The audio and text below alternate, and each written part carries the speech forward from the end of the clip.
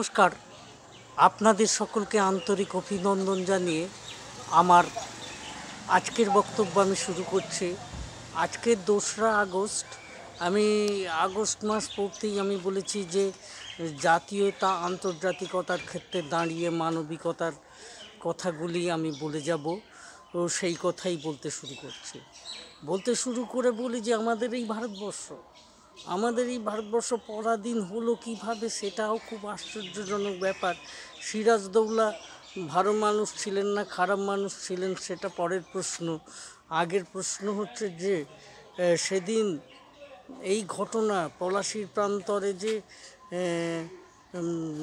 সেদিন সিরাজের সৈন্য অনেক বেশি থাকা সত্ত্বেও সিরাজের সৈন্য পুতুলের মতো দাঁড়িয়ে থেকে মির্জাফরের বিশ্বাসঘাতকতায় যে পরাজয়, শুধু সেটুকুই নয়, সেদিন যারা ওখানে কৃষক মানুষেরা উপস্থিত থেকে এই প্রহসনটা দেখছিলেন, তারাও যদি একটা করে ইট ছুঁড়ে মারতেন তাহলেও ব্রিটিশ সৈন্য পরাজিত হতো বলে ইতিহাসবিদরা মতামত দিয়েছে।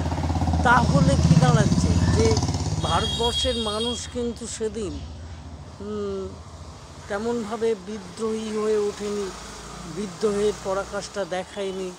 তাই ভারতবর্ষ পরাধীনতার শৃঙ্খল করতে বাধ্য হয়েছিল।